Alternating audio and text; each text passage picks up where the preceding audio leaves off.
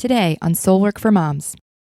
How do those mothers who have created a career from scratch doing what they love make it happen? How does career fit into their role of mother?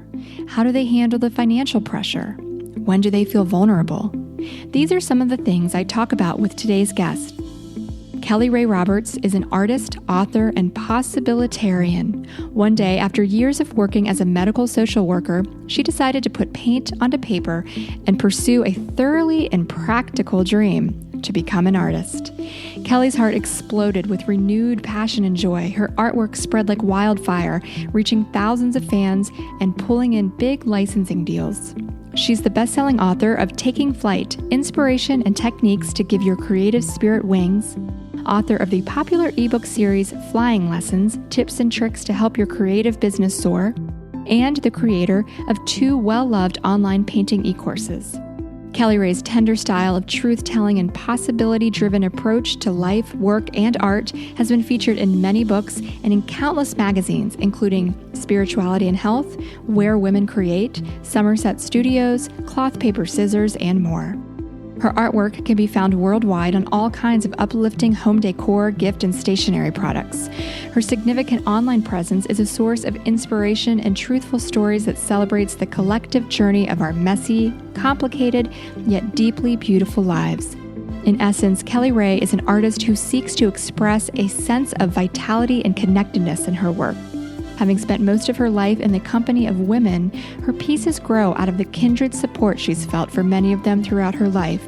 She's endlessly grateful for the spirits of these women who walk with her in flesh or in paint on her incredible journey into art, love, and life.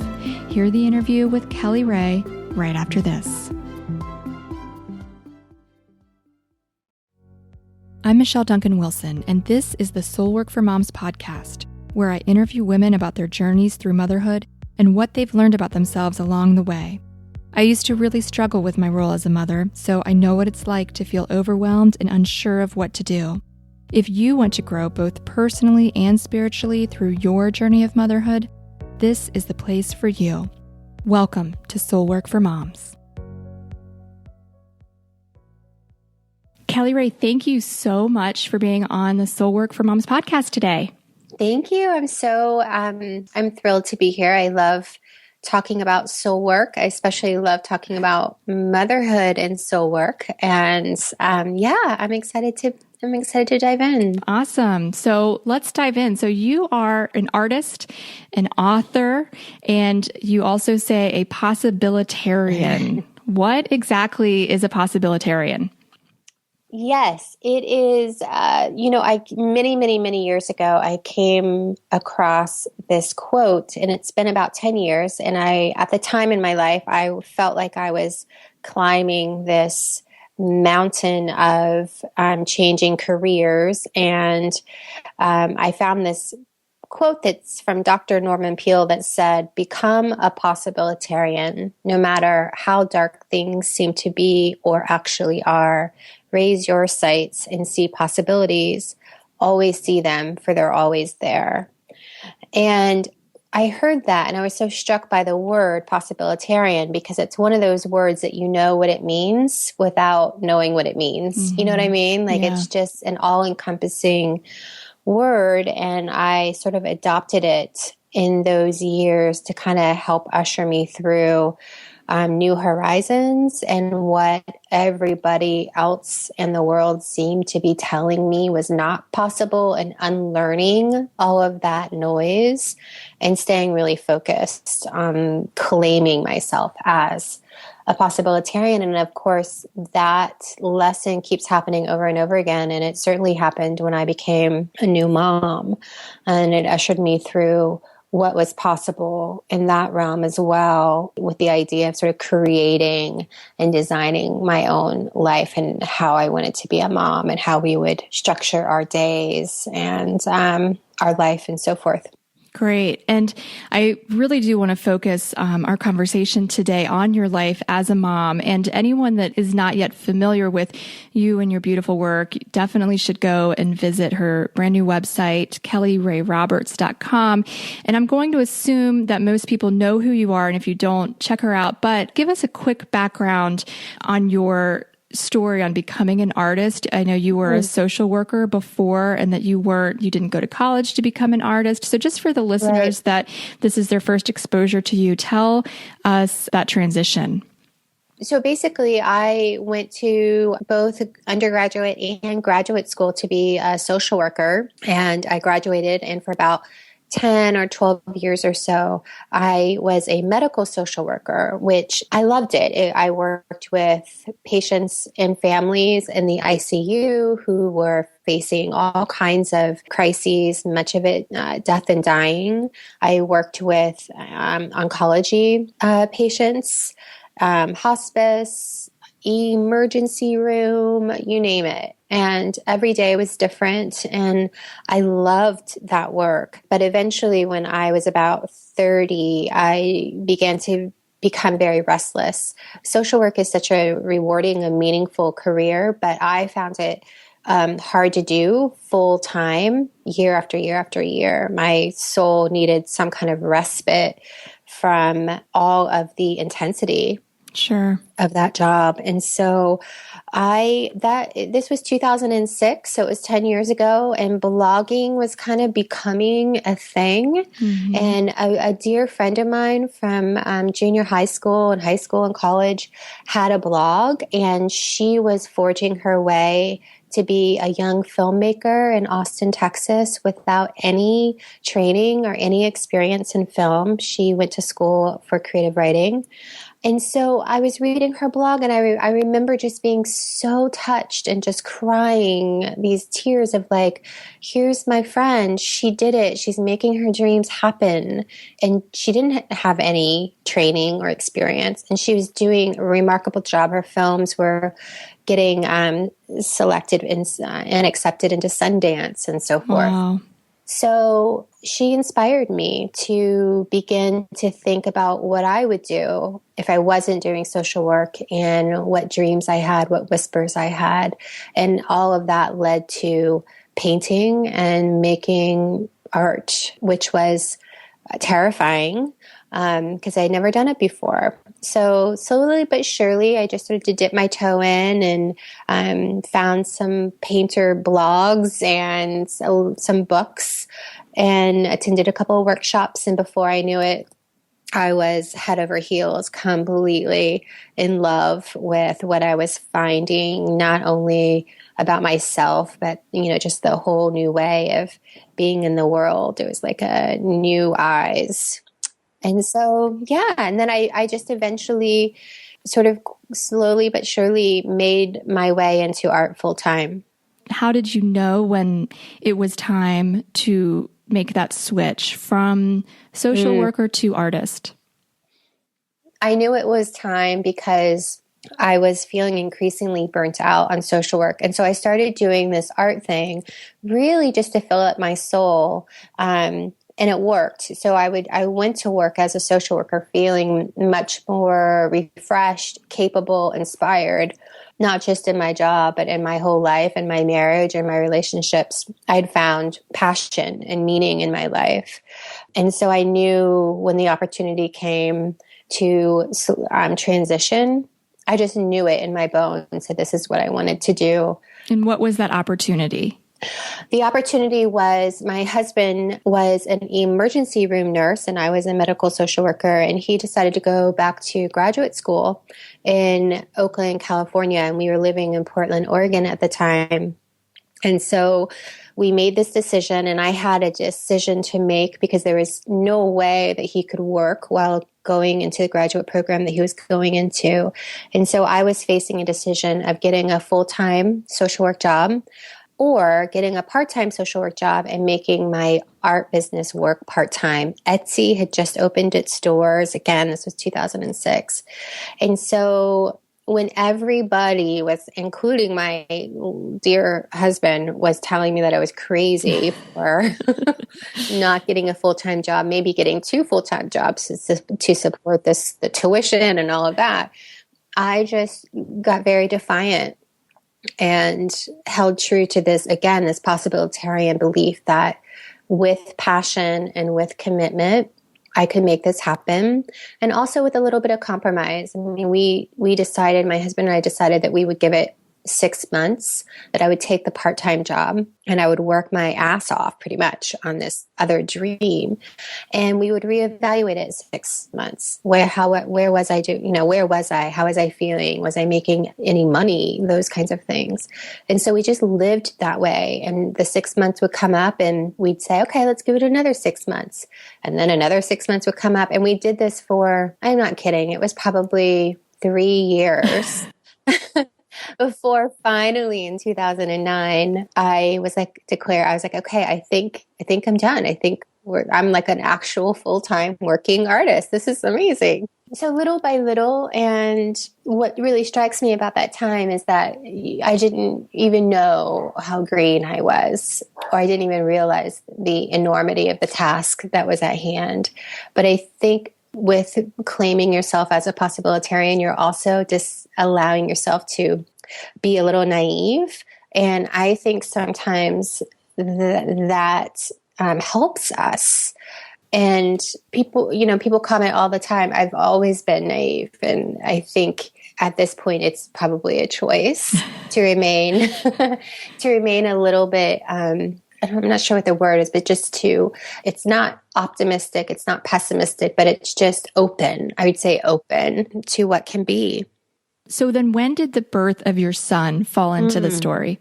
Yeah, the birth of my son fell into the story the year that 4 years or 3 years or so after declaring like I'm doing this. That was in 2009, without any supplemental social work income. That year was the year that my husband and I were like, okay, let's start really considering this. I was 34 years old, and it was a very hard decision for us. I was not someone who knew that I would become a mom. I never felt the strong maternal instincts that a lot of people feel. And it was always a question of, are we going to have kids? Are we not going to have kids? We really, really struggled with it. And then we eventually came to the decision of, yes, we do want to do this. And again, I'm not sure, again, that being naive to what we were getting into, we just jumped all in with big hearts and lots of hope. And we have never regretted having children. And so and then my son was born in the following year, 2010, which was about 4 or 5 years into my business, and also probably at the peak of my business when momentum was really fast and lots of things were happening on the business end, incredible opportunities and just momentum galore. And then I had a baby right in the smack in the middle of all of that. If you were right in the middle of high peak time, I'm assuming that there were opportunities that had to be turned down, or how did that look?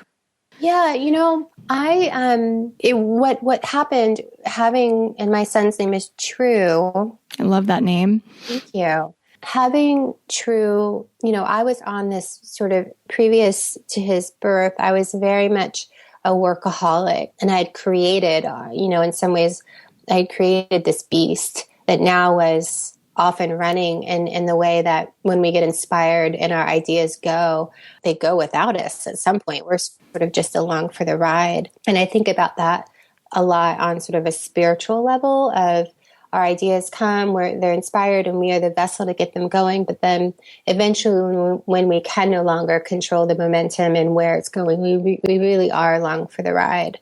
And so when True was born, I realized that exactly, and that it just gave me a sense of comfort and relief that I could sit back a little bit and slow myself down, while also at the same time trusting that this business isn't going to stop just because I have, or because I'm not blogging as much, that my audience is going to disappear on me, or that because I'm not, hardcore marketing in the way that I was. Did that come naturally to you, or did you have to prove that? Yeah, it wasn't natural to me. But I'm so grateful for that experience in motherhood that it really forced me to sort of detox from this idea that I always had to be going and producing. And I was loving it, but I could feel myself, certainly in my pregnancy, that I was starting to get concerned about how I was going to manage it all. And it wasn't until I had True that I didn't need to manage it all. But now is the time to not only trust in, the universe is going to hold me, but also to get some real deal help in my business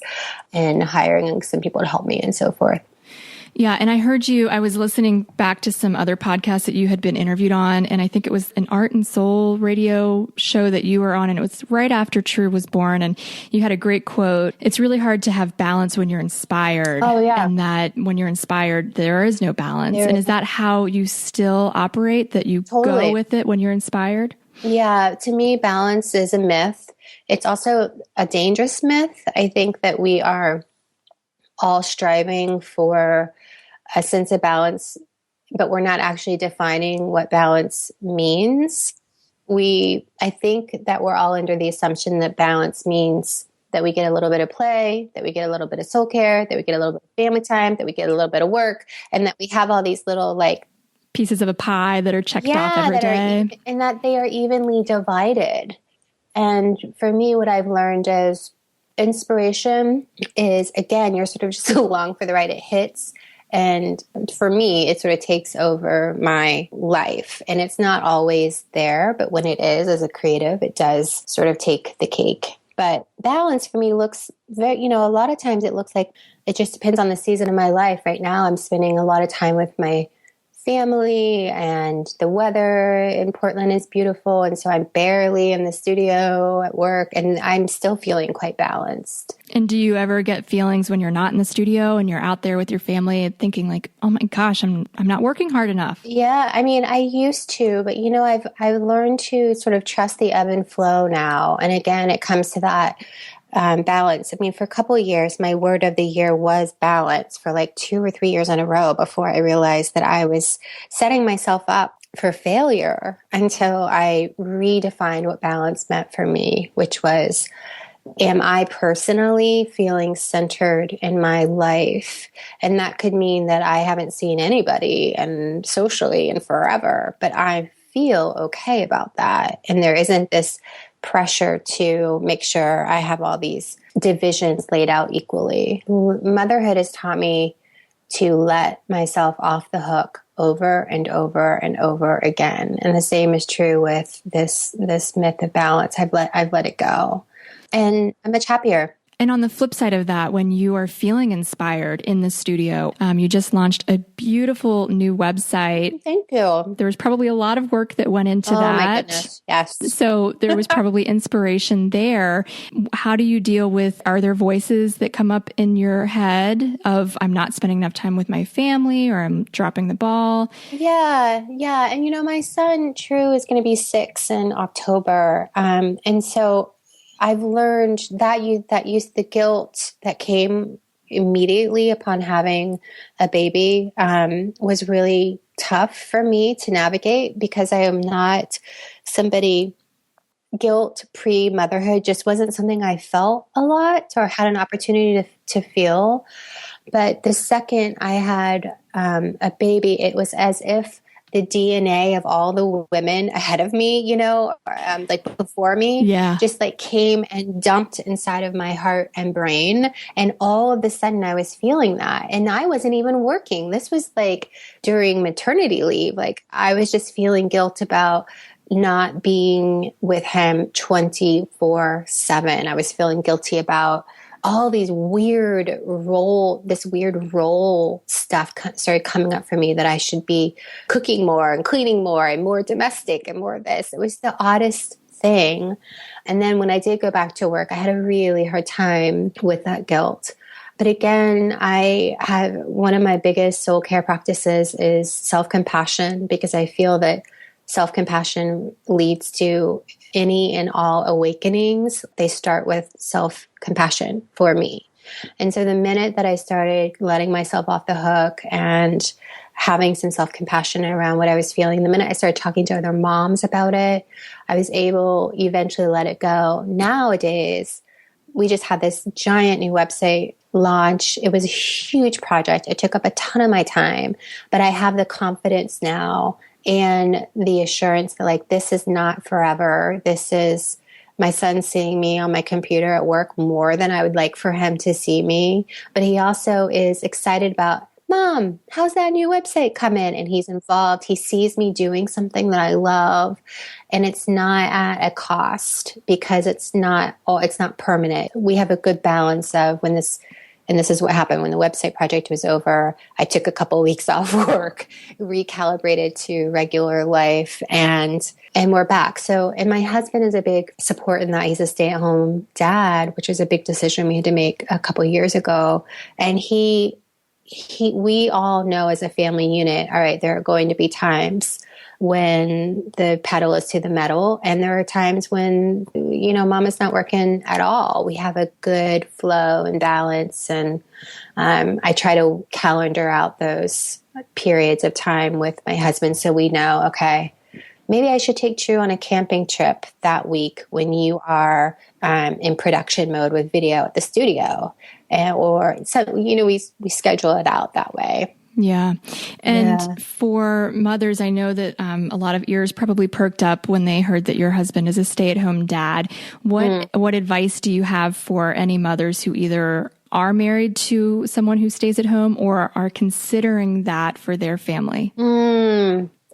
We decided when True was about 2, we realized that, I was working about full time. My husband was working full time, and in between he had an odd schedule, a nurse schedule, like 3 12-hour shifts. And between my flexible schedule, we were able to avoid any kind of daycare because my parents are also here who are helping us a little bit.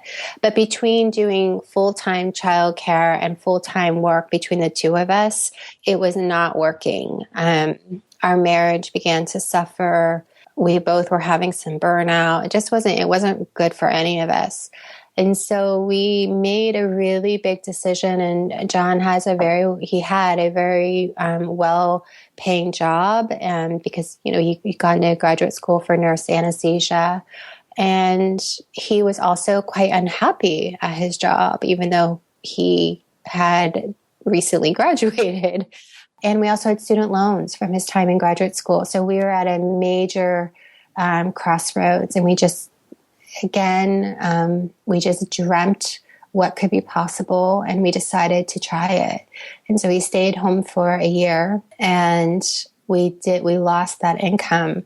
But it has been one of the best decisions we've ever made, ever. Were there bumps and bruises along the way? Was it? Oh, yeah, of course. I mean, the bumps and bruises had a lot to do with what men are told they're supposed to do in our country, and dissecting all of that and unlearning all of that for both of us and creating a unit and a world that works for us was not easy. But it has created so much more partnership in our marriage, I would say, because we're not just constantly covering for each other. Yeah. Like, all right, you've got him, I've got him, and then you've got him this day. It's more of a family partnership now. Like, okay, what do we want to do as a family this week? And I can because we have so much more pockets of time.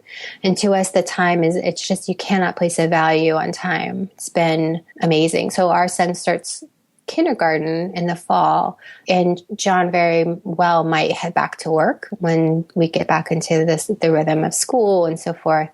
But for these years, it's been amazing, and I'm feel very, very blessed that we made that decision. Do you suffer from any feeling pressure that you are the provider for the family, especially in an art space? Yeah, however, when I was a social workers notoriously don't make very much money. And so then when I announced I was going to be a working artist, it was like, okay, like you're still not going to make very much money. And then for my husband to make way more money, as we thought he would, being a nurse anesthetist. And at the time, it just exceeded our wildest dreams that my income would actually surpass his. And so it made sense for him to be the one, especially because he was so unhappy in his job. It made sense for him to be the one to stay. But I do sometimes, yes. I mean, if I'm being honest, I do sometimes, there are seasons in my life where I just wish that I was the one staying home and that I didn't have to worry about any kind of like hustle to make sure that we're still going strong financially. But I also counterbalance that with what that would actually look like. And I'm not at a place where I would want to give up what I'm currently doing. It's fulfilling for me. And I love that True gets to see me doing something that I love. And he also gets the reward of having a parent home all the time. The show's not over yet, but you are listening to episode 20, the final episode of Soul Work for Moms Season 1. Producing this season has been incredibly fulfilling for me personally, and I'm so grateful for all of you who connect with the idea that the hard parts of mothering, as painful as they may be, are actually for us, tools for our own personal and spiritual transformation. I hope you're on the show's email list so that you will be the first to know when season 2 comes out, and you'll receive the bonus material that I've got for you between now and then, including an episode of me sharing what my takeaways were from the 20 interviews I did this season. If you haven't already signed up to receive emails from me, go to soulworkformoms.com and click on Get Involved. There are few things that fulfill me more than connecting with mothers, especially mothers who, like you, are into personal and spiritual growth, so I hope you're on the list. Now, here's more with Rae Roberts. You just relaunched your website, and I heard on your podcast, the Possibilitarian podcast, that in doing that, you had to relook at 10 years worth of blog posts that you wrote. And you said that you were really uncomfortable reading them. Oh, I was. Yeah. Why? Well, I will say, especially my motherhood posts, I would say, like, it's been 10 years and, I was so dorky and geeky and like just so unfiltered in my falling in love process of art and new life. But I also realized, looking back at these old posts, I, in my head, have a version of like, oh, that was such an amazing time. And I was like growing my wings and being fearless and all of this. But when I go back and read the post, what I hear and what I see is a young woman, 30, who is struggling a lot. And if I were from the outside in reading these posts, I think I even said to Nicole, I was like, God, you would think that from the outside in, it looks like I was like really anxious and depressed and all the above. And I realized that that's what happens. Like we sort of have all this friction in our lives when we are in the state of change. And also when we're in a state of becoming. I was becoming a new person in so many ways, in my marriage, in my heart, in the way that I was looking at the world, how I wanted to be in the world, to the art that I was expressing. There was so much healing happening within me by doing my art, and all that just got like dumped out into words, into blog posts, and sort of like learning how to be a new person.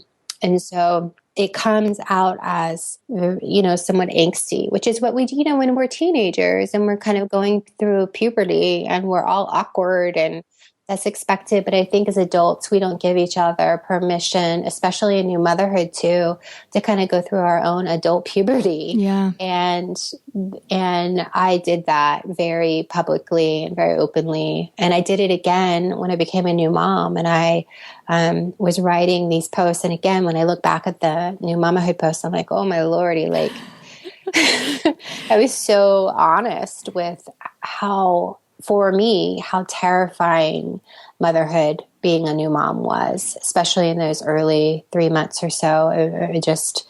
I've never been more terrified of making the wrong decision or making sure that I was doing it okay and right and all of those things. It was like wide open heart and terror living next door to each other 24/7 for a while until getting used to that feeling of just being so exposed as a new mom. And you did something that I think is really brave. And you said you were not going to delete them. And instead that you wanted to turn it into a celebration of the whole process of becoming. Yeah, it is. And it's, now I can look back. It's sort of similar to looking back at my journals from when I was a teenager and being like, oh my Lord, girl, you have come a long way. Right. And it's sort of I want to reframe it with that feeling of like, all right, you truly have like come a long way, not just in your professional life, but in your inner life. And are you going to keep blogging?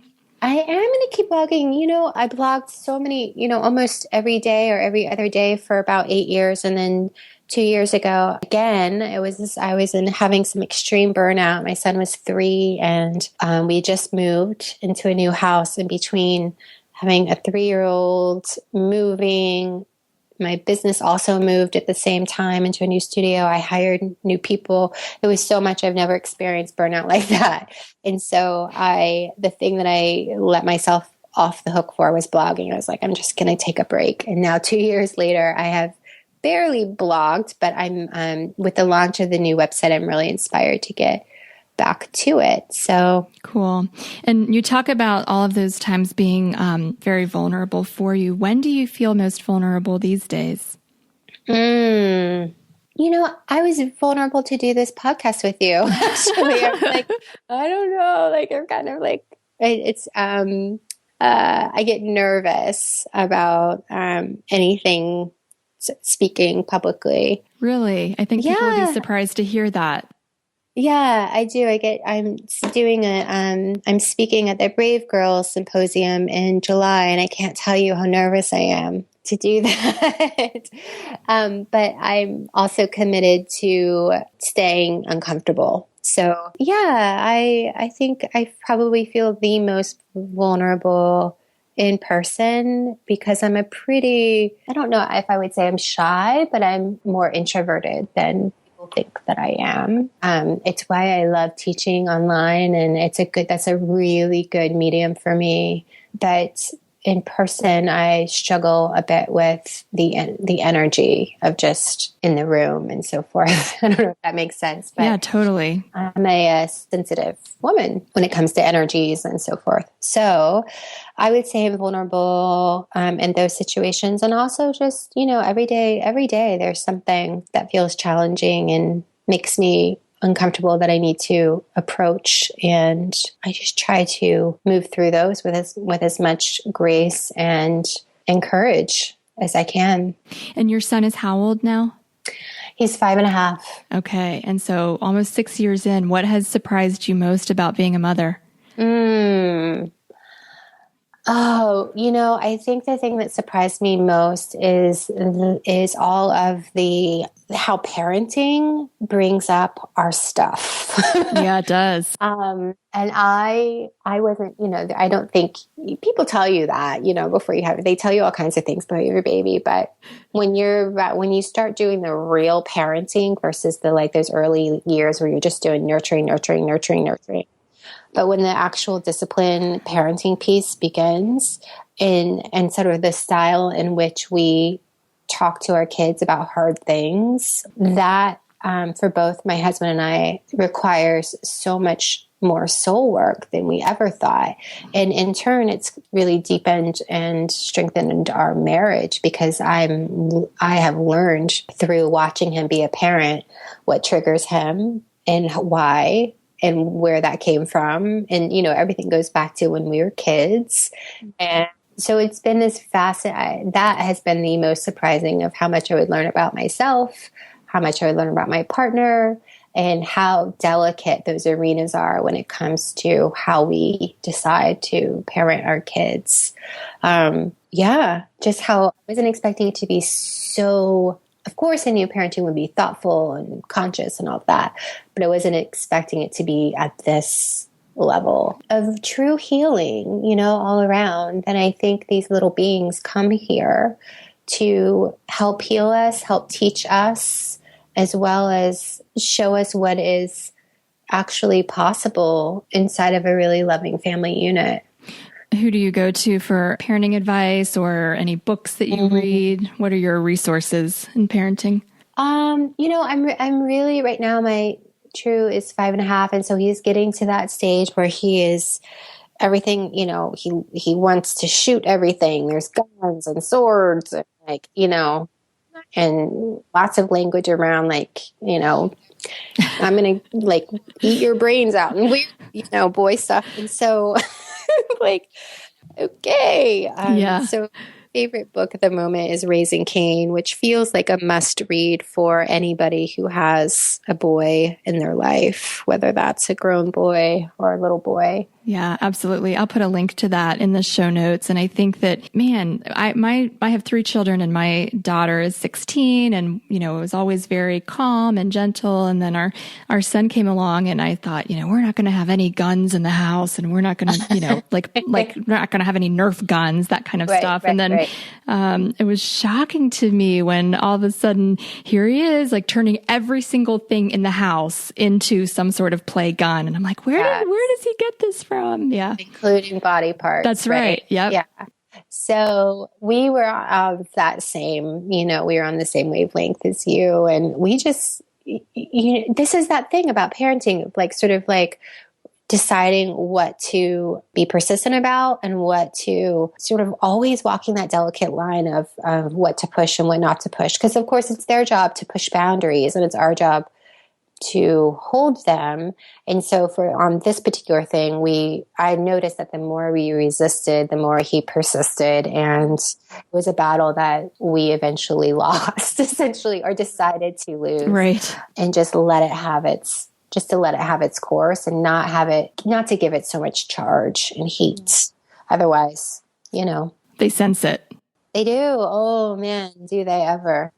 So Raising Cain so I would say that's the book I'm leaning on the most right now. And are there any women that inspire you in motherhood that you look to and you just think, man, that's the kind of mom that I want to be? Yeah, I feel very lucky. I have several of those women in my life who I feel like I can call, but one particular person that's standing out is my friend Brene. Many people might know Brene Brown for her book called Daring Greatly, which is a New York Times bestseller. But many, many years ago, she did an audio series called, I think it's called Parenting and Vulnerability, no, it's called Imperfect Parenting, I believe. And it's a double audio CD. And my husband, we've had it for years. In fact, I had it, I think, even before True was born. But we probably around the time True turned 2, we've had it in the car just on we just play it. It's in both of our cars and we just keep it in the rotation. Those, I can't recommend them enough. They're so valuable. And Brene shares so many really good examples in her own family life of what can come up. So I would recommend that. I think she sells it on her website or maybe it's on Amazon. Okay. I'll check and then put a link to that as well in the show notes. So I've got some questions from some listeners that I wanted to move through. And one of them is, do you take your son to the studio with you? Oh yeah. Yeah. He comes all the time and yes, He comes, he paints, he sees me painting. We also do a lot of painting and crafting and drawing at home as well. But yes, he comes to the studio. And when you take him to the studio, is that kind of like extra bonus time that you're in there, or do you take him during actual work time? No, it's sort of like if True's coming to the studio, and I think any artist mom would say this, like when your kids enter the creative space, it's like all hands on deck kind of for what he can get into. And so usually it's a planned activity, like, all right, come to the studio, we're going to get out your canvases and your paints and your apron, and he can make a mess and without my having to keep an eye on him. The freedom of it is much more conducive if I was working. I don't think it would be as fun. Okay. And the next question is, do you ever feel guilty being in the studio and not with your family, which I think you kind of answered that already, but yeah. And my studio is not too far from home, and I'm actually in the studio Monday, Wednesdays, and Fridays. And then Tuesdays and Thursdays, I work from home. And often on Fridays, I take Friday off completely. And my son's in preschool during the day. So it actually works. It works out. I feel much better now that True is school age than I used to when before preschool started and he was home. And during those years, I kept my studio at home. Yeah, so we're in a good space right now. Do you ever have the imposter feeling as an artist? Oh my gosh, I'm so glad she asked that. This was something I wrote about. If you search imposter on my blog, you'll find probably several old posts, but absolutely. And this was something, again, that my friend who was the filmmaker in Austin warned me about early on. And so I was prepared for it. And I lived with imposter syndrome for what felt like forever.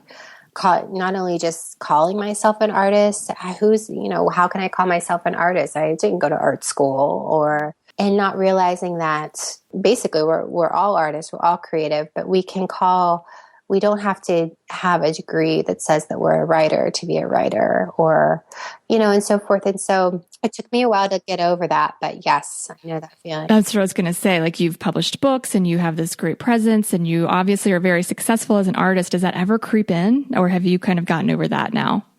Yeah, no, I think it always creeps in. And the way that I sort of think about it is we all have like our own perimeter around us. And at that time in my life, I was at this edge of that perimeter that was calling me to claim inward and outward that, yes, I am an artist.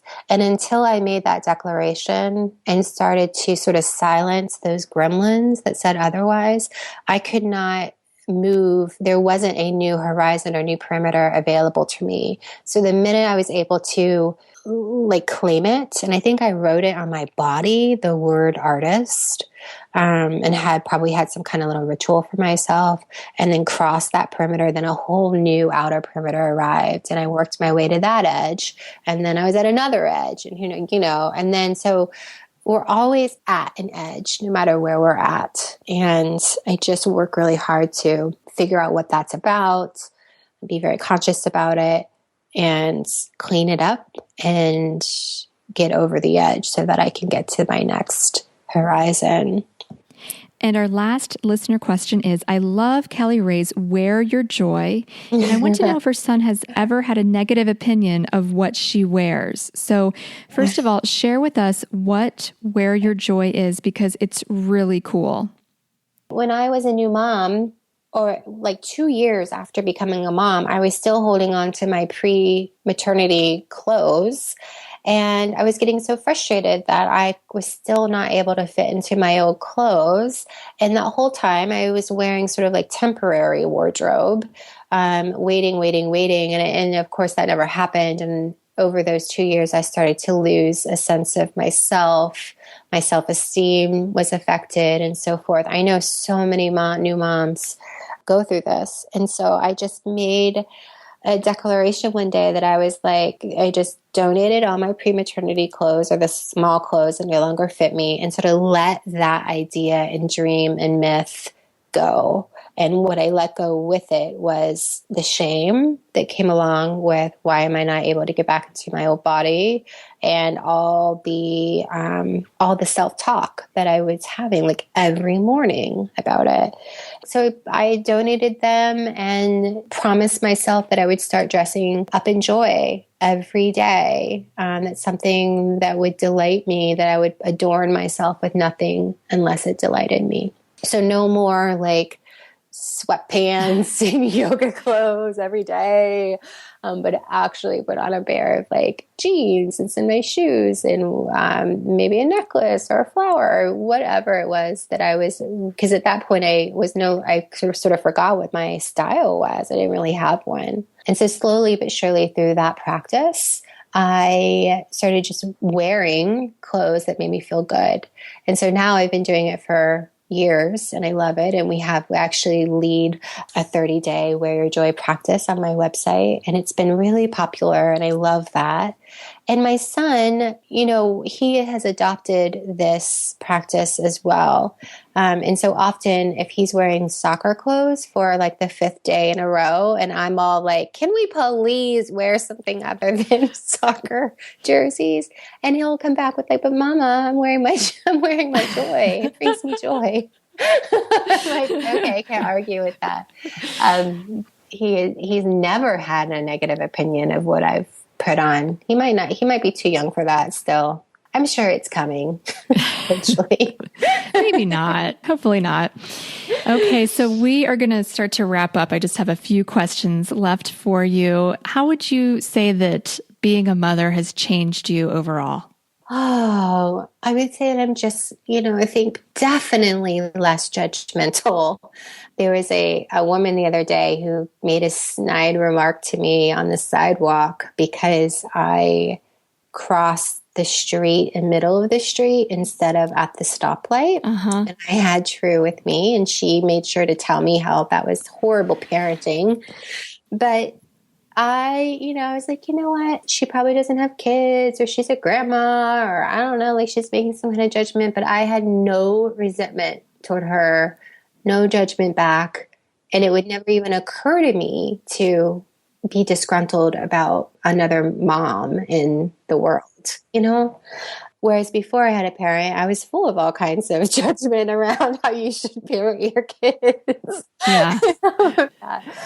It's so funny how that works. But no, I would say I'm much, much less more judgmental and way more compassionate, not just to other moms, but also on myself. Yeah.